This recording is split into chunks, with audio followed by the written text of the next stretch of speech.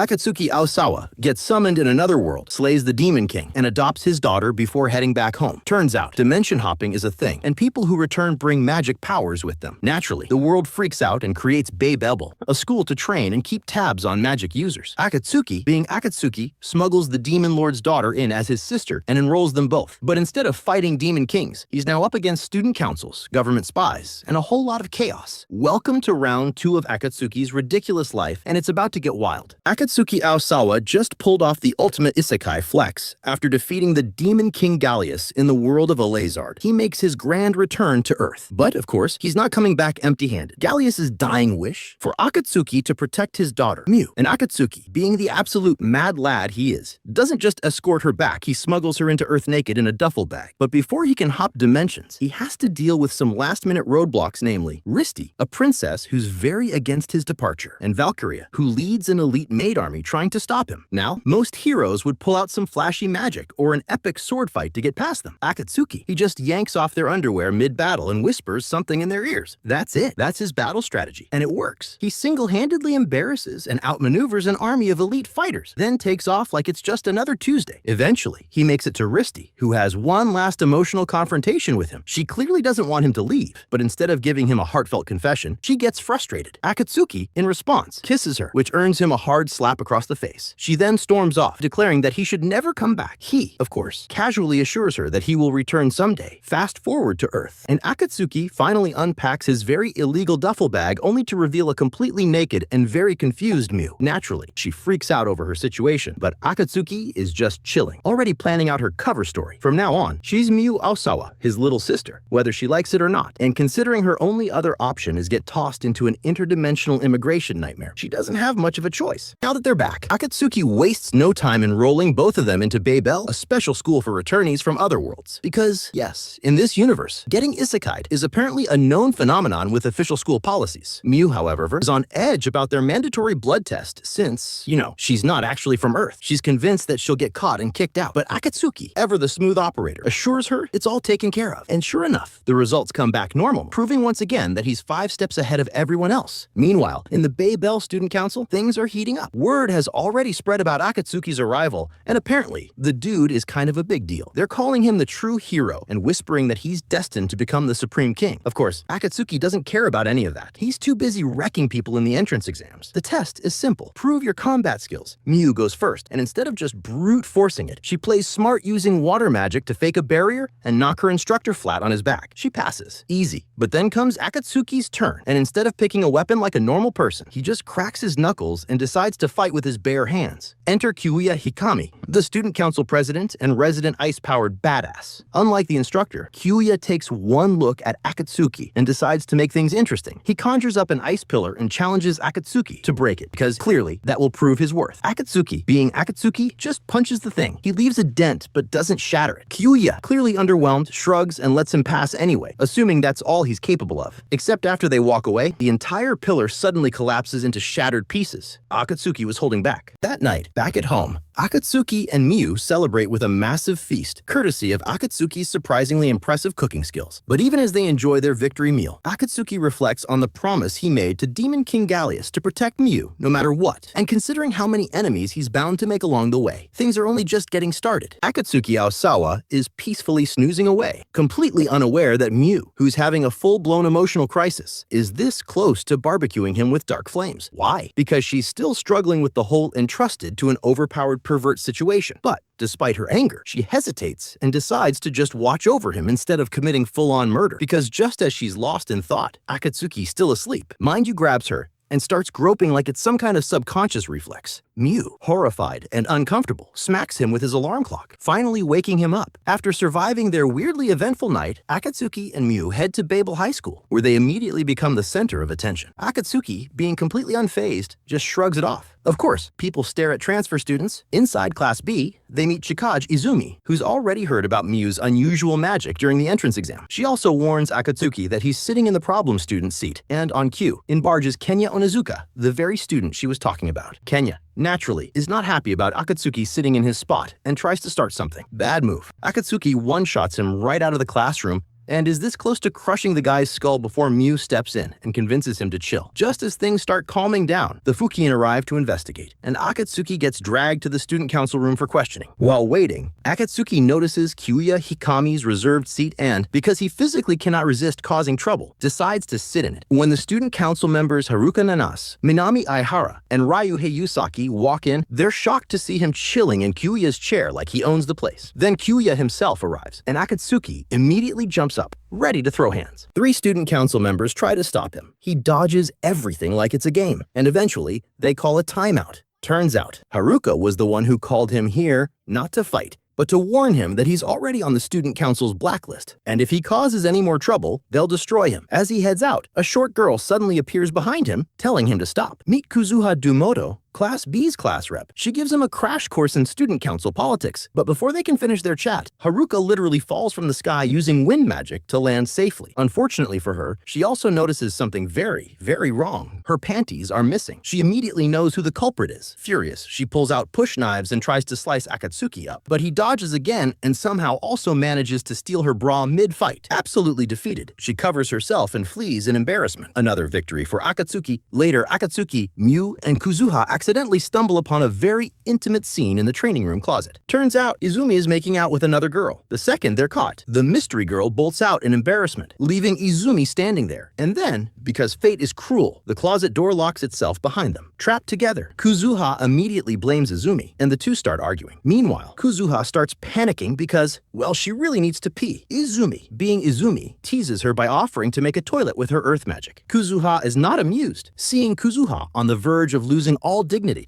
Akatsuki decides to help in the worst possible way. He uses his Renkenke Kikuku technique to somehow make everyone hold it in together because, clearly, misery loves company. And then he bites Kuzuha's ear dot. The sheer shock is enough to push them all over the edge. And well, let's just say the battle was lost. Kuzuha, Izumi, and Mew are mortified. Akatsuki, knocked out cold by their combined rage dot when Haruka finally opens the closet door. The girls storm out, leaving Akatsuki behind. They immediately head for the showers, where they realize something very important. This was all Akatsuki's fault. Mew is still absolutely fuming at Akatsuki. And honestly, who could blame her? He literally forced her and her friends to pee themselves back in the gym closet. Yeah, that's not something you just forget overnight. Meanwhile, over at Babel High's cafeteria, Kenya Onizuka Ake Akatsuki, already wrecked on day 1, is back at it, proving that some people just never learn. He's out here bullying a quiet black-haired student named Tanaka, shoving him out of the lunch line so he can cut to the front. But before Onizuka can enjoy his stolen lunch privileges, Akatsuki swoops in, and instead of just stopping the bullying, Akatsuki decides to bully the bully right back in the most satisfying way possible. He humiliates Onizuka so hard that the guy runs off sulking.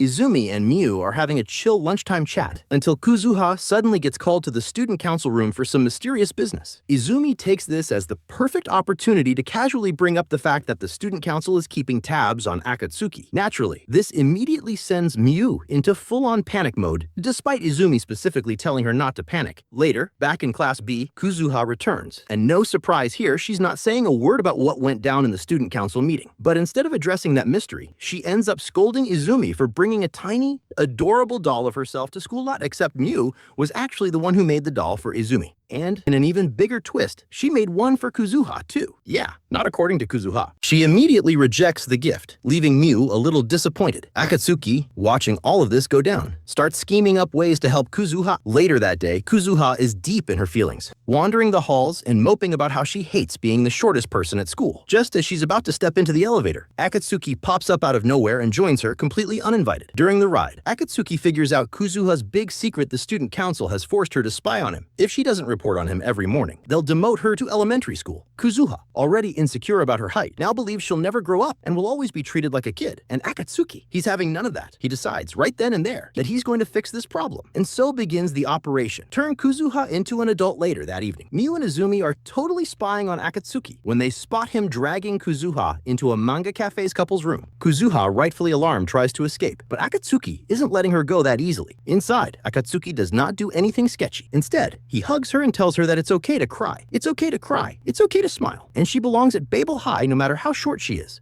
Meanwhile, outside, Mew tries to eavesdrop, assuming the worst. But before she can press her ear to the door, Izumi, because she literally cannot help herself, grabs Miu's chest and tries to cuddle her. When Akatsuki and Kazuha finally step out of the room, they're immediately met with two very suspicious glares. Miu and Izumi definitely think something pervy happened. Akatsuki, for once, is completely innocent. Over in the student council room, Haruka is still fuming about the whole "Akatsuki stole my underwear" situation. She's impatiently waiting for Kazuha's report, plotting her next move against Akatsuki. Then Kyuya walks in, and just like that, Haruka's entire plan goes out the window. Because when Kyuya says he'll personally handle Akatsuki, he gives her a look so terrifying that she immediately drops the subject. Meanwhile, in a restricted area, some mysterious hacker kid breaks into the school system and unleashes a giant, overpowered Cockatrice onto the school dot the next day. During PE class, students are practicing with their arms devices. Miu successfully summons her magic staff, but when it's Akatsuki's turn, he fails spectacularly because he can't use magic. To make matters worse, when he goes looking for a dueling partner, Miu, Kazuha, and Izumi completely ignore him. So, instead,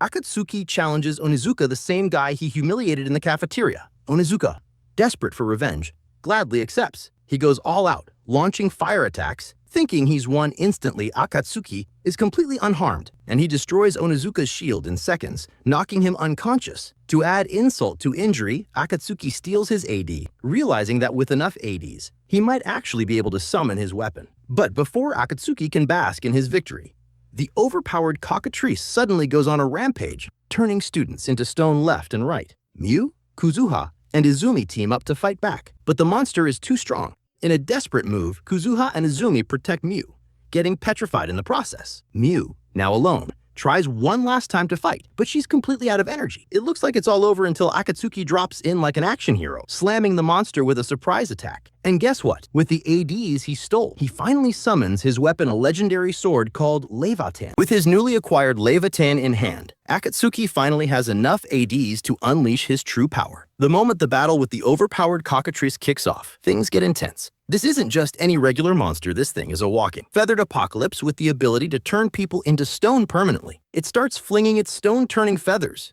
and while Akatsuki is deflecting most of them, one manages to hit his left arm, instantly turning it into solid rock. But does that stop him? Absolutely not. With his one remaining fully functioning arm and 7 stolen ADs strapped onto it, he does what he does best. Absolutely wrecks the monster. With one final, devastating strike, he obliterates the Cockatrice so thoroughly that it literally explodes into a million pieces.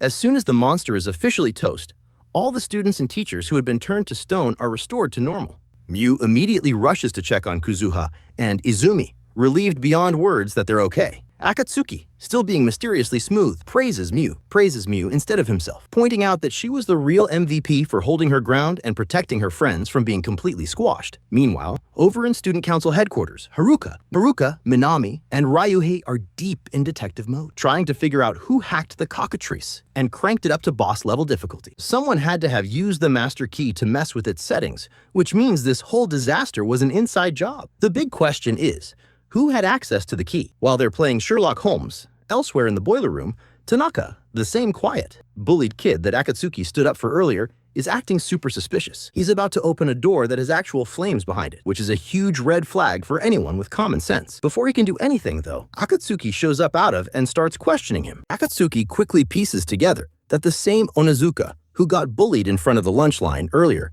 was actually the real mastermind behind the Cockatrice. But before Akatsuki can breathe a sigh of relief and move on, Tanaka decides to go full anime protagonist and dropkicks Akatsuki square in the chest. Tanaka unleashes a crazy flurry of magic attacks, moving so fast it's like he's trying to recreate a Dragon Ball fight scene. For a second, it looks like Tanaka might actually be a real threat until Akatsuki just stands there and tanks every single hit without a scratch. Realizing that his usual attacks are useless, Tanaka panics and decides to go for the nuclear option. He starts charging up a spell so powerful that it could destroy the entire Babel High School along with everyone inside it. And just when you think things are about to go full disaster mode, Student Council President Kyuya steps in like an absolute boss and instantly flash freezes Tanaka in a block of ice. Akatsuki, completely unbothered by the whole thing, just shrugs it off and tells Kyuya, "We'll settle this later," before heading back to check on his friends. Back in the gym, Kazuha, Izumi, and Miu are helping the injured students while the teachers work on damage control. That's the end of the recap. Let us know if you want part 2 by leaving a comment in the comment section down below. Also, don't forget to like this video and subscribe to our channel to become lucky one same as our virgin MCs. See you guys in the next video.